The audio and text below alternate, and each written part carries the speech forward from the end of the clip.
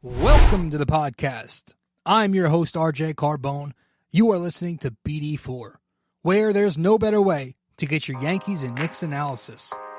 We also do MMA. Yanks every series, Knicks every game, MMA on occasion. Let's get to it. Anthony for three. That one goes down, and the game is tied. I'd like to take this chance to apologize to absolutely nobody. The Yankees are champions of baseball. Shaking and baking right here on the neophyte. U.S. trying to close the show. She was doing a great job of feeding. That is It's over.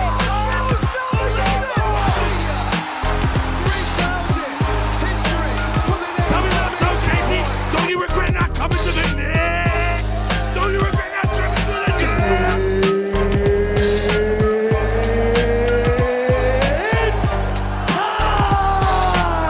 Game over. World Series over. Yankees win. The Yankees win.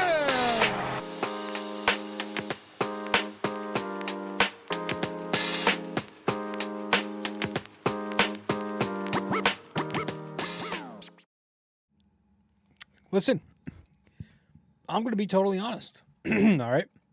I usually am. But yeah, I'll be honest. I think this series is over. I think it's over. You can tell me I'm a fake fan. That's fine. But the way, and I listen, I am a pessimist at times. But listen, if you're looking at this from a neutral perspective, which that's how everybody should view everything, to be honest. Just from an unbiased perspective, if you're looking at this, what would your take be on this series? Honestly, who do you think would win this series? If you're looking at it from an unbiased fan's perspective, you'd probably say Dodgers. It's 2-0 Dodgers. They've got the final two games at home. This is why Game 1 was very important. This is why it was important. You had the Garrett Cole game. You're supposed to win when your ace pitches. But there were a ton of mistakes in that game, right? A lot of bad decision making. Pulling Garrett Cole at 88 pitches through 6+. Going to Cortez to get the heart of the order of the Dodgers out. Cortez challenging Freeman with a first pitch fastball, 92 miles an hour. Just a lot of bad mistakes. The pinch running decision to go with Dominguez over Torres with Judge at the plate in a spot you probably didn't need to do that in. Dominguez has speed. He's not, Billy Hamilton. He's not Ricky Henderson. That ends up making the Yankees go to Cabrera at second base late in the game, who ends up botching that ground ball, which ended up being very important and costly. You have the Soto-Torres lack of urgency on that one play. That hurt. That's why Game 1 was important, man, because last night you got dominated. Game 1, you were supposed to win. You should have won that game, but you blew it. Because you beat yourselves. And so then you have a night like last night. And now all of a sudden you're in a 2-0 hole. Because you couldn't finish it off in Game 1. And so the Yankees dig themselves a further hole with their 4-2 loss yesterday. You had the veteran lefty Carlos Rodon versus the right-handed rookie, Yoshi Yamamoto. Bottom of the second, you're already off to a tough start when Rodon gives up the home run to Tommy Edman. Top of the third, the Yankees do respond when Juan Soto takes Yamamoto deep. He pulls a pitch, ties the game at 1, home run. But then Rodon implodes. Bottom of the third inning. Teoscar and Freeman with back-to-back home runs to make it 4-1 Dodgers. And there was no scoring until the top of the ninth when the Yankees had their fake comeback. They rally a little bit versus Blake Trinan. Soto with a leadoff base hit on an elevated two-seam. Judge does his thing. He strikes out. We'll talk more on him later. Stanton picks up the RBI signal to left field. It's 4-2. You get a mound visit. Jazz steps up to the plate next. He picks up a base hit to put runners on first and second. Rizzo steps up to the plate in an excellent at-bat, a really veteran at-bat. Just smart takes, crowding the plate, choking up, doing the things, moving up in the box that he does. He ends up getting hit with a pitch for the second time on the night. He reaches base. Cabrera pinch runs for him. So the bases are loaded for Anthony Volpe, who has one of the worst at-bats you're going to see from a postseason hitter. And it's crazy that we continue to say one of the worst at-bats I've ever seen, because I feel like we've said that a lot this year. But this lineup, when they're not on, they're not on. And Anthony Volpe goes up there and he swings at 4 sliders. And none of them were in the zone. Well, okay, so he gets a first pitch slider that's way low and way outside. He swings and misses. He's down 0-1. He spits on a slider in the dirt to even the count. Then he gets a two-seam upstairs. He takes it. It was a good take. 2-1 count.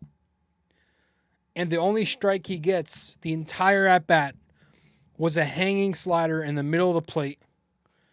And the best he could do with it was foul it off. So that evens the count 2-2. He fouls off another slider on the outside after that. Wasn't in the zone. And then the final pitch of the at-bat, he swings and misses at a slider about 2 feet off the plate. Strike 3. So then Dave Roberts goes to the lefty Alex Vesia, and the Yankees counter that by telling Austin Wells to sit the hell down, and they call in Jose Trevino to pinch hit. Trevino comes in and swings at the first pitch he sees. It's a 93-mile-an-hour fastball up in the zone. Got good wood on it, good swing, but it's a fly out to deep center field. And so the Yankees lose 4-2. Now they're down in the series, once again, 2-0. So that was your offense. Your pitching, Rodon to Cousins, to Hill, to Holmes, to Leiter. Tim Hill. Now all of a sudden Boone wants to give him all this run.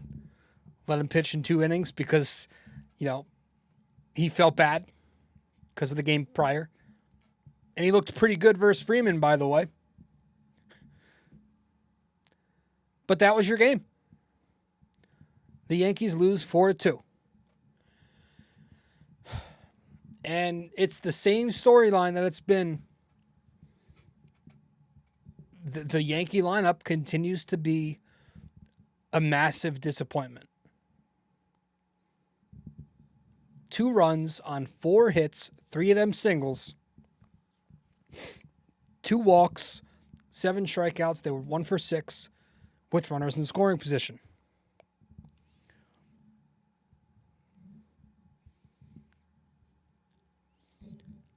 Soto, Chisholm, Stanton combined to go 4 for 12.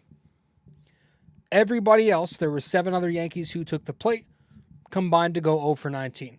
The Yankees had 1 total hit, the Soto home run, in the first 8 innings of the game before that fake rally. They got diced up by Yoshi Yamamoto, as I expected. Ends up going 6 1/3, allows just 1 run off of 1 hit.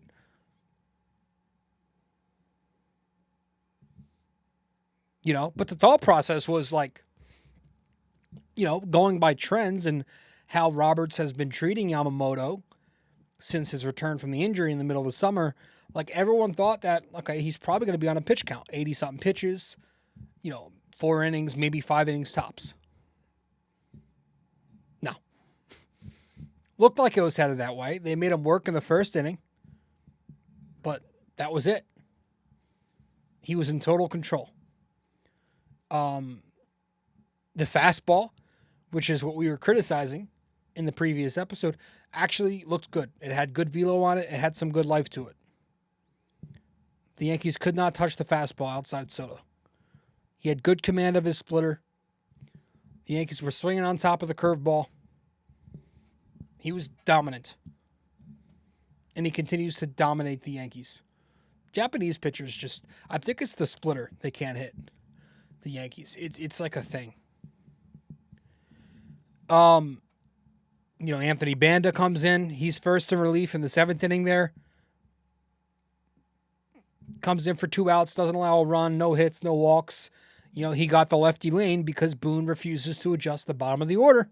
So he leaves that lane wide open for Dave Roberts. Banda comes in. He retired Jazz. He hit Rizzo, but then he retired the righty Anthony Volpe. But, yeah, go back to Yamamoto. That's now 2 for 2 with Dodgers starters. They're giving them decent length. That was the key for the Yankees entering this series, man. It was to get to the Dodgers starters early to force Roberts to overuse his bullpen. But Flaherty pitches into the 6th inning, just 2 runs on him, and now Yamamoto pitches into the 7th, just 1 run on him. The bats just aren't. I mean, they're not even working at bats. Like, these are some horrible at bats. There's 0 pop in the bottom half of the order. Again, we talked about this, right? You're getting 3 guys really giving you production. Torres has been great. He's getting on base at the beginning of every game. Soto's been amazing. Stanton's been amazing. That's it. Judge has been, as we know, a complete 0. Jazz, better this series, but still not much power there. Rizzo, he's getting on base, but there's no power. Volpe's 0 for 8 this series. There's no power. He still can't hit or lay off the curveball. Austin Wells is a complete joke, as we know. The power's gone with him. He can't hit a high fastball. His bat speed's slow. He's got a giant hole in his swing. So if you throw the pitch upstairs, that launch angle is not going to be able to get it. He's not going to be able to barrel it. That's been his problem. They're attacking him with the high heat.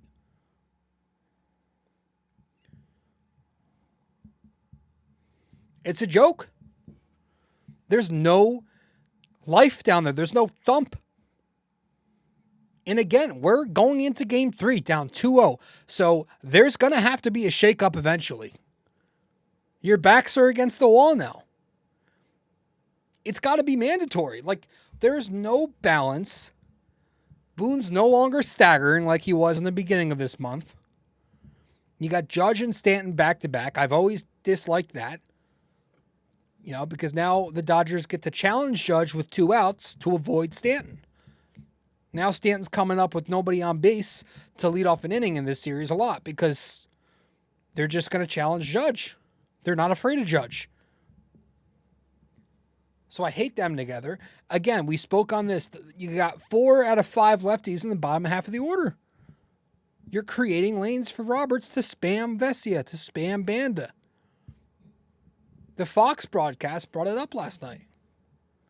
So if the Yankees lose this series, in reality, Boone should be fired because of the Cortez decision. But if they lose, and Boone doesn't shake up the order and they lose, it's just one more reason to get this guy out of here.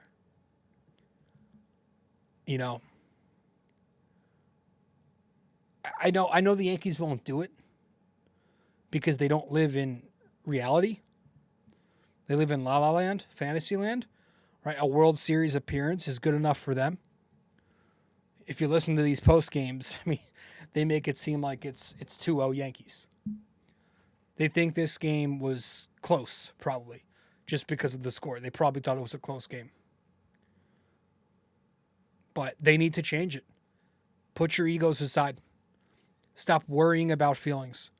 Worry about what's best for the team. It's a selfish mentality to keep things as it is, right? That's insanity. And Judge, too. Speak up. You're the captain. Be the captain. Talk to the manager. We need to shake things up. 1996, Game 3. Yanks are down in the series. Joe Torre. He removes O'Neill from the lineup. He removes Boggs, and he removes Tino, all in the same game in which the Yankees ended up winning. It's okay to do something like this because it's the final series of the year. Nobody should be hurt by this. Everybody should understand. I want to see tomorrow. I would love to see Dominguez in there for Verdugo. It's about time Dominguez gets a shot. And it's so, again, it's just been the way he's been treated all year. It's been weird. Disrespectful. You know, when he returned from the injury in the summer, it should have been a couple series of AAA rehab. And then, boom, let's get him to the MLB. But they waited months and months, and they didn't promote him until, I think, September 10th. And once they called him up, he didn't play every day. So he wasn't getting, he had 20-something odd games left to get reps in. And they didn't play him in each of those in every one. So he didn't get enough reps against Major League pitching. He didn't get enough reps in left field at Yankee Stadium. So now if you use him, you're forcing a rookie out there. Now you're going to have to sacrifice left field defense because of that. You're using a rookie with zero playoff experience, with very little big league experience, because you didn't call him up when you were supposed to. It sucks because the Yankees clearly need right now, a switch bat to balance out the bottom of that order. They clearly need pop at the bottom of that order because, again, it's all singles and walks, 5-9. I'm done with Austin Wells. You know what? Go with Jose Trevino. Screw it at this point. Forget it if they run all over him. You need bats right now. There's no power, but what's Wells giving you? He's not giving you a damn thing. It's a change. It's something different. At least it's a contact bat there. So you got a chance to move a runner over or slap a base hit to right field like he did against KC. It's also a righty to balance out the bottom there. He's had big hits for you before.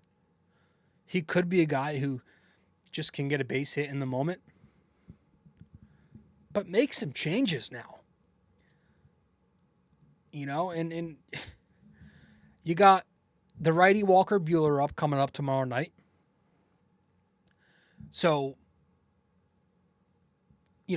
Torres, Soto, Stanton. That'd be my 1, 2, 3. Rizzo, Judge, Jazz, 4, 5, 6. Volpe, Dominguez, Trevino, 7, 8, 9. Shake it up. That's 2 new faces. It's 6 spots with new names on it. It's staggered, right, left. It won't happen, though. At least not with Judge. You're not going to... I don't see that happening. Again, listen to Boone's post-game comments. The guy talks of him like he's been hitting. But no, they're not hitting. They're not hitting. They've scored 5 runs in this series. They have a 197 batting average, 296 slug, 3 extra base hits, 20 strikeouts. They're 2 for 14 in scoring position. The Dodger bats have scored 5 more runs. Their batting average is 37 points higher. Their slugging percentage is 251 points higher. They have 7 more extra base hits in just 2 games. And they have 10 less strikeouts in just 2 games. Because their guys are hitting. Their top 3, Ohtani, Betts, Freeman, they're all producing 1, 2, 3. The Yankees' top 3, they're 2, 3, 4 hitters. Soto, Judge, Stanton. Soto's producing, Stanton's producing. You're not getting anything. Aaron Judge is not here. He's Casper the Ghost. It's Aaron Judge's fault. It's Aaron Judge's fault. He's the leader. He's the captain. He's the supposed best hitter on the team, although we all know that's Juan Soto. And he's not been coming through. He's 0 for 4 last night. He strikes out 3 more times. He strands Torres in the first inning. He can't move Soto over in the 9th inning. Had just some of the worst at-bats I've ever seen from a supposed superstar. His first inning at-bat where he strikes out, he swings and misses on a slider below the zone. His third inning at-bat where he flies out, he misses a bunch of pitches. He swings and misses on a hanging curve. He swings and misses on a meatball fastball up in the zone. And then on the fifth pitch of the at-bat, he gets another meatball fastball. And he makes weak contact to fly out to Mookie Betts. In the sixth inning, he strikes out against Yamamoto. He stares at a 2-0, 94-mile-an-hour fastball in the middle of the plate. Doesn't even budge. And then he swings at the next two breaking pitches. He fouls off a curve, and he swings and misses on a splitter that comes inside. And he wasn't even close to barreling that. He's all over the place. The ninth inning comes. The strikeout versus Blake Trinan, my goodness. Chases a slider out of the zone to go down 0-1. Takes a meatball, two-seamer low in the zone, 0-2 count. Trinan throws a wild pitch, but then he gives him a slider low and away. It wasn't even close to the zone. And Judge does what he does, and he chases it for strike 3. He is, it's the mental game right now with him. He is so screwed up mentally. He is overthinking everything. His approach is all screwed up. He's taking fastballs now. He's chasing breaking balls. Right? I mean, he's sitting off speed because he knows that's how he's being attacked. So now he's sitting off speed, but he's not coming close to punishing them. I mean, he struck out on 2 sliders and a splitter last night. Stared at that fastball from Yamamoto. It's bad. It's really fucking bad. This postseason, he's batting 150, a 280 on base, a 325 slug, which gives him a 605 OPS. His career batting average in the playoffs now is down to 199. The Yankees lose this World Series, his legacy's ruined, man. But to be honest, who gives a damn about legacy? Win the World Series. I just want you to win games for my team. But they're not doing that with him. I just don't think he's a guy who gets it done in big moments. I think he's a mentally weak player. We have a large enough sample now to say that Aaron Judge is a choker. He folds under pressure. Look at the body language. Look at his face when he's talking to the media last night. I don't think he has the mentality of a champion. The way he speaks to the media, it's kind of always rubbed me the wrong way. It just doesn't seem like he has an edge or fire to him. I think he's a little soft. I've always thought that. I don't care if I get heat for that comment.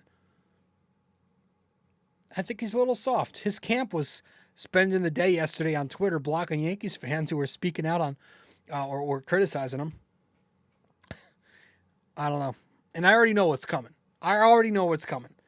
Because, if he goes over again tomorrow night, you know what's going to happen. The Yankee fans are going to rightly boo him. And then the media, the internet, is going to cry about it. Because, one, any reason they get to try and jump on Yankees fans in New York, they will because they're jealous. And two, we live in a world now where it's a bunch of soft Zoomers and a bunch of individuals who grew up in a different era, a different time. They don't know that, the champions that I grew up watching, and you can cry all you want about bringing up back in the day, but, we have to because they literally haven't won since back in the day, 15 years ago. Those teams, they handled it because they were men. We're not doing this soft participation shit. We're not doing this Philadelphia shit where we're going to give him a standing ovation for we're batting 150. No, that's not how it works. Praise is earned through achievement, not mediocrity. Participation is not sufficient when you're a competitor. So grow a pair, have some fucking testosterone, have a pulse, and recognize that this is competitive sport. We're not pussies here. We're athletes. They're getting paid to do this. They're not getting a participation treatment. Yankees fans are never going to do something like that. No sports fan is going to do something like that except for Philly, and that's Philly. So I just don't think Judge is made for it. I'm sorry. Hey, the Yankees come back and win the World Series, and it's behind Aaron Judge. I'd be glad to come back to this and laugh at myself. But I don't think he's made for it. I also don't think Carlos Rodon's made for it. Over that guy.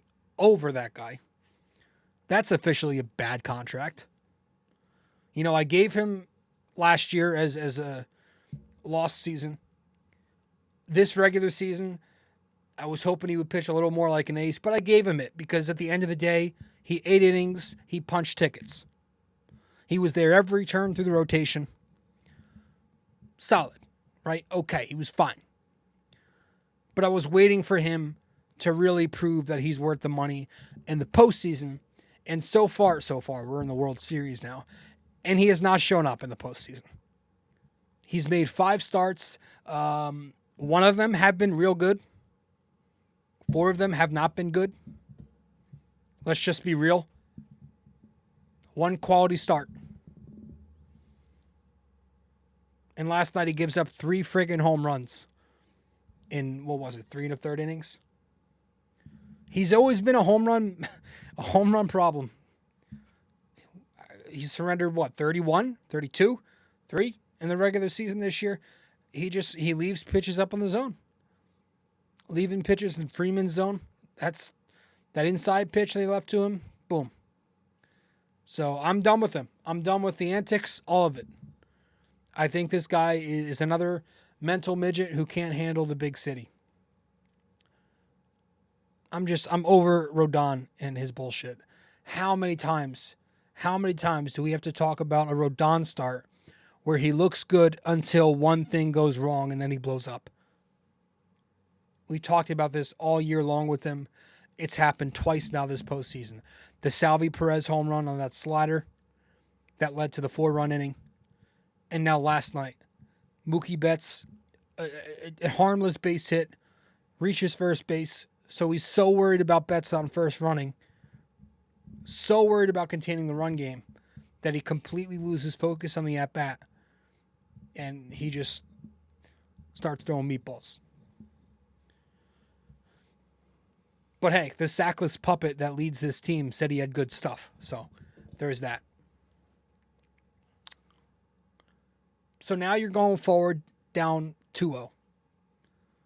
Which means the Yankees at worst have to go 4-1 the rest of the way. Normally, I would say there's still a pretty decent shot to even the series because Walker Buehler sucks, because the Dodgers are going to have to do a bullpen game in Game 4 on Tuesday, and you have 3 games in a row in the Bronx coming up. So normally I'd say there's a decent shot to even the series. But does it matter with this lineup? They're not doing anything. Doesn't matter with Aaron Judge doing what he's doing. Doesn't matter with the rotation that continues to struggle to muster up a quality start or even a 5-inning start. Doesn't matter with this manager afraid to make new changes. If the Yankees lose this World Series, I hope they're at least embarrassed internally. Right? This was a series that was supposed to be competitive, go 6 or 7 games. There was a documentary that there's a documentary they plan on making. It was supposed to be tough, close, but the Yankees won't show shame or they won't express it to the public. Pride, ego, they'll tell you, it's a crapshoot. But I hope they feel shame. Especially because Cashman did just an embarrassing job at the deadline in the offseason, like going the extra mile, right? You got Soto, that's great. Go the extra mile. You're the Yankees. Stop looking at payroll because you can afford it. Payroll has nothing to do with winning. Getting talent and fit has everything to do with winning. And now the Yankees are down 0-2 in the series to a team that has 3 guys Cashman could have gotten. You want to say Yamamoto wanted to go to LA with Ohtani? Fine. Flaherty was available at the deadline.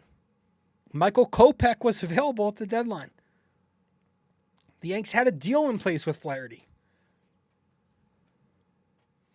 Now they're shutting down the Yankees in the World Series.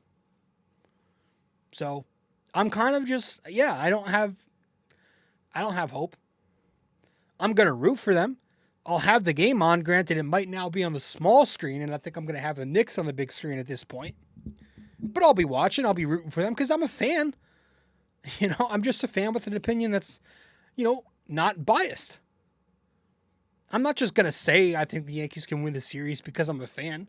That's not using logic. I'm going to give you my actual opinion, my thoughts on what I think could happen. And what I think is going to happen is I think the Dodgers are going to win the series. Maybe they do tie it up. I still think it's going to go to LA at this point. I just think they're overmatched. Anyways, that's all I got. We're going to head to break, wrap it up with our trivia. When we return, we'll be right back in a couple of minutes. Stay with us. Hey there, thanks for listening in so far. If you enjoy this episode, please give us a 5-star rating and review on Apple Podcasts. And if you're on YouTube, don't forget to like, comment, and subscribe. Thanks so much.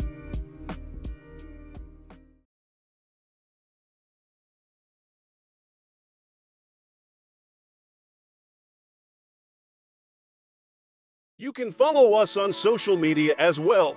On Instagram, we're at BD4Pod and at Rob J. Carbone. On X, we're at BD4Pod and at RJCBD4. And on Facebook, we're BD4.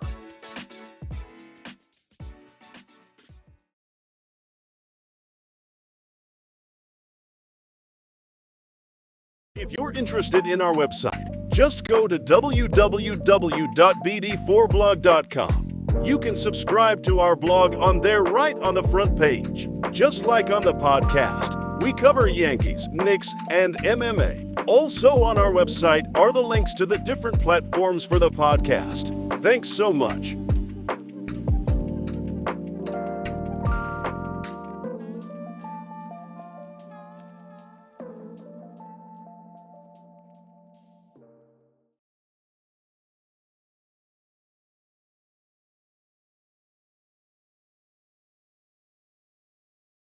Studio 69 Productions is a podcast production agency created by Leo Rodriguez to allow content creators to market their podcast.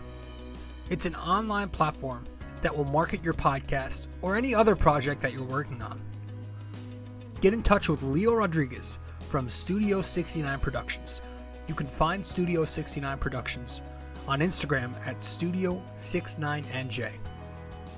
Studio 69 Productions, where dreams are heard and born.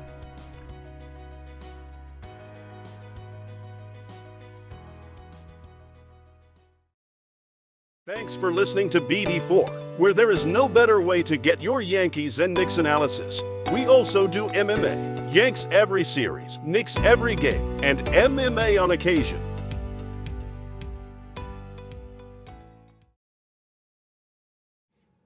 All right, welcome back to the show. Episode 732 of the podcast. Welcome back to BD4. BD4, where there's no better way to get your Yankees and Knicks analysis. We also do MMA. Yanks every series, Knicks every game, MMA on occasion. But we are doing Yankees every single game this postseason. Listen, that's it. We're going to wrap it up now with our trivia. I'm done talking about the Yankees, and I'm slowly starting to transition into New York Knicks basketball mode. So, let's wrap it up with our trivia. That'll be that.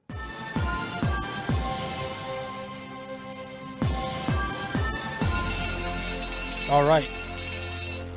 So, for this episode, our trivia question of the day. When the Yankees bounced back from their 2009 Game 1 World Series loss, who was the winning pitcher in Game 2? All right, when the Yankees bounced back from their 2009 Game 1 World Series loss, who was the winning pitcher in Game 2? So let me know the answer wherever you can reach me. Folks, that's it. I appreciate you all tuning in. 35 minutes into this, we're going to wrap it up here. I'll see you in the next show. I'm going to try to get a Knicks episode out before they play tomorrow. Excuse me. Just ate dinner. I'll try to get a Knicks episode out about Friday's game before they play tomorrow night. But if not, we'll be ramping up with them very soon. As soon as this World Series is wrapped up, my full attention will be on the Knicks. So appreciate it. And I guess I'll see you after game 3. If you're a Yankees fan, I'll see you then. So that's it. This episode was brought to you by Anchor. Hey there! If you stayed the entire way through, we thank you immensely for it. We hope you enjoyed this podcast and that you come back for the next episode real soon. Don't forget to like, subscribe, comment, download these episodes, and share them with your friends as well. BD4 is a 5-star podcast simply because of you. And we'd like to keep it that way. Have a wonderful day. Go Yankees and go Knicks!